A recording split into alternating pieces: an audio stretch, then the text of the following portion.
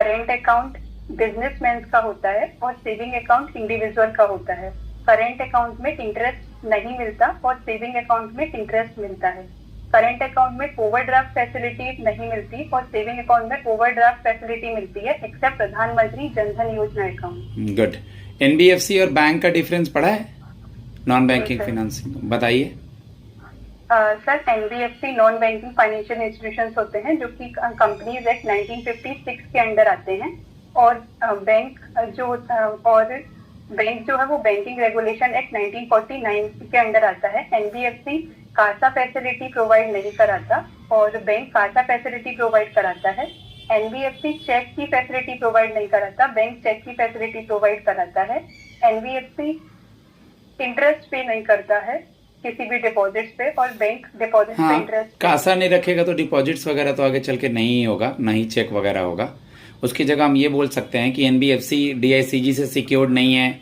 हम ये बोल सकते हैं एनबीएफसी सीआरआर मेंटेन नहीं करता, क्योंकि डिपॉजिट और वो सब तो कासा का पॉइंट हो गया। ठीक है।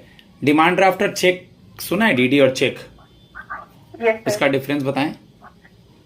सर, डिमांड ड्राफ्ट होता है जब एक बैंक अपनी ही बैंक दूसरी शाखा को इश्यू करती है डिमांड ड्राफ्ट। और चेक में क्या होता है कि एक पर्सन किसी दूसरे पर्सन को चेक इश्यू करता है और उसमें बैंक जो है वो ड्रॉई होती है।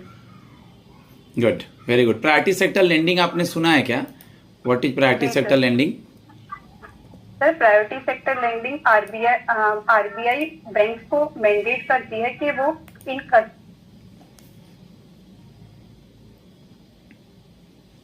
आरबीआई बैंक को मैंडेट करती है कि वो अपने इन बैंक्स में कि वो अपने जो लोन है वो इन सेक्टर्स में फिक्स करती है कि आप इन सेक्टर्स को इस फिक्स अमाउंट परसेंटेज पे लोन दे, जैसे कि एग्रीकल्चर, एमएसएमई और weaker section of the society. Okay. RBI के अभी नई डिप्टी गवर्नर कौन बनी है फीमेल? सर, आरबीआई की नई deputy governor doctor Poonam Gupta बनी है। ओके। और अभी हमारे women and child development minister कौन है? सर, मिसेस अन्नपूर्णा देवी जी। आपने बताया आपका मैथ्स से ग्रेजुएशन है, तो मैथ्स के नॉलेज को कैसे इस्तेमाल करेंगी बैंकिंग में?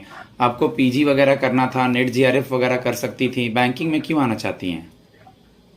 सर, पीजी मैथ्स में जो हायर एजुकेशन है वो सारी थ्योरी बेस्ड है और मेरा थ्योरी में कोई इंटरेस्ट नहीं था। मुझे बैंकिंग में ही इंटरेस्ट था, जैसे कि मेरे फादर बैंक में थे तो मैं मतलब जब छोटी थी तब से ही मैं देखती हुई आई हूँ कि बैंक में कैसे कैसे काम होता है।